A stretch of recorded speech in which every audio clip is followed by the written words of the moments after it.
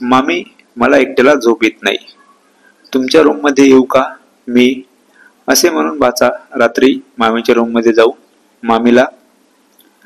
नमस्कार मित्रांनो, स्वागत आहे तुमचं आमच्या चॅनलमध्ये. तुम्ही जर अजून आमचं चॅनल रंगसाज मराठी कथा सबस्क्राईब केले नसेल तर चॅनलला सबस्क्राईब करा. धन्यवाद. हर्षच्या मामाचं नवीन लग्न झाले होते. हर्षचे मामा एका मोठ्या शहरामध्ये राहत होते. त्यांचा तिथे चांगलाच व्यवसाय होता. लग्न अगोदर तर ते हर्षचे मामा एकटेच राहायचे शहरामध्ये, कारण त्यांच्या आई वडिलांना शहरामधले वातावरण सूट होत नव्हते. त्यामुळे ते गावातच राहत होते. हर्ष आता 12वी मध्ये पास झाला आणि त्याला पुढे शिकायला पण शहरामध्ये जावंसं वाटत होतं. तो त्याच्या मम्मीला कित्येक वेळा तसं बोलला होता. त्याचे मामा शहरामध्ये राहत होते. आता त्यांचं लग्न झालं होतं. ते तर दिवसभर त्यांच्या व्यवसायात व्यस्त असायचे. सकाळी घराबाहेर पडलं तर तेच संध्याकाळी घरी. मग हर्षची मामी दिवसभर घरी एकटीच राहत. हर्षची मामी कोमल ही गावाकडची एक साधारण राहणारी महिला होती. ती पहिल्यांदाच शहरामध्ये राहत होती लग्न झाल्यावर. हर्षची मामी कोमल शहरामध्ये खूप एकटं वाटू लागलं, कारण दिवसभर ती एकटीच असायची. नंतर हर्षच्या मामाने हर्षला शहरामध्ये बोलवून घेतलं. ते हर्षला म्हणाले, तुझ्या मामीला मी दिवसभर बाहेर राहतो, त्यामुळे एकटीला करमत नाही. तसं पण तुला पुढे शिकायला शहरामध्ये जायचं आहे, मग आताच ये इकडे. नंतर हर्ष त्याच्या मामाकडे आला आणि आता हर्षची आणि कोमल मामीची चांगलीच गट्टी जमली होती. हर्ष आल्यापासून त्याची मामी आता एकदम खुश होती. आता तिला करमायला लागलं होतं. हर्ष आणि त्याची मामी आता जणू मित्र मैत्रिणीसारखी राहू लागले. हर्षसाठी एक स्पेशल रूम होती आणि त्याच्या मामा मामीचे एक स्पेशल बेडरूम होते. हर्ष एक दिवस त्याच्या मामीला म्हणाला, कोमल मामी, रात्री मला एकट्याला झोप नाही लागत. हर्षची मामी म्हणाली, अरे तुला सवय नाही, लागेल तुला सवय हळूहळू. एक दिवस रात्री हर्ष बाथरूमला गेला. त्याला त्याच्या मामाच्या बेडरूमची खिडकी उघडी दिसली आणि हर्षने जे नको ते बघितलं. तो सकाळी त्याच्या मामीला म्हणाला, कोमल मामी, मी रात्री बाथरूमला गेलो होतो, मला तुमच्या बेडरूमची खिडकी उघडी दिसली, मग मी जे बघितलं ते.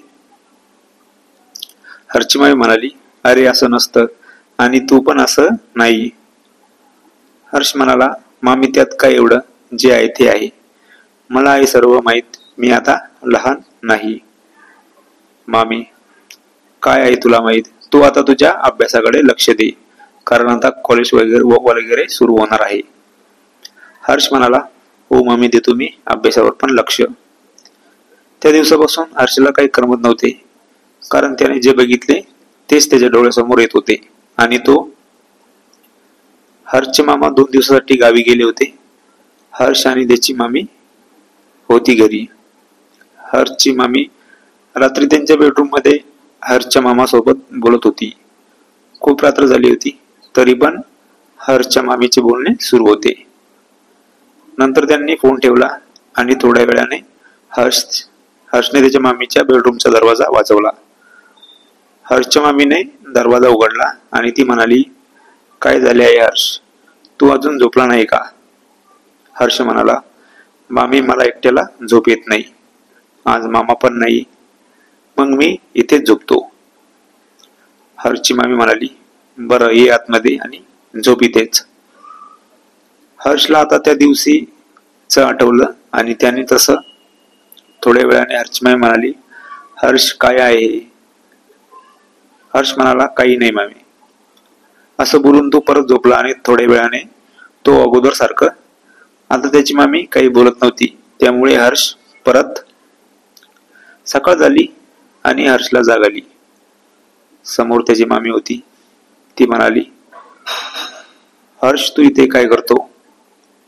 हॉलमध्ये. मी तुला तुझ्या रूम मध्ये बघितलं तर तू तिथे नव्हता. तू रात्रभर इथे झोपला होता का? हर्ष म्हणाला, मामी मी तर तुमच्या रूम मध्ये आलो होतो ना रात्री. हर्षची मामी म्हणाली, अरे नाही, तू कुठे आला होता, तू तर इथेच झोपलेला आहे रात्रीपासून. हर्ष झोपेमध्ये रूमच्या बाहेर आला होता आणि हॉलमधल्या सोफ्यावर तो रात्रभर झोपला. त्याला ते स्वप्न पडले होते की तो मामीच्या रूम मध्ये. हर्ष आता शुद्धीवर आला आणि त्याने ते स्वप्न बघितले होते ते त्याने मनातून काढून टाकले. तो स्वतःलाच म्हणाला की आपण किती वाईट विचार केला होता मामीबद्दल. नंतर हर्षचे मामा आले आणि त्यांनी नंतर हर्षचे कॉलेजमध्ये ऍडमिशन केले. नंतर हर्षला त्याची मामी अभ्यासात मदत करत असे. आता हर्षची मामी हर्ष सोबत खूप मोकळेपणाने वागत होती. दिवसेदिवस हर्षची मामी हर्षला एका मित्राप्रमाणे त्याच्याशी बोलत होती. नंतर हर्ष आणि त्याची मामी कोमल त्यांनी आता एकमेकांना मित्र मैत्रीण मानले होते. ही कथा पूर्णपणे काल्पनिक असून फक्त मनोरंजनासाठी आहे. मित्रांनो, कथा आवडल्यास चॅनलला सबस्क्राईब करा. धन्यवाद.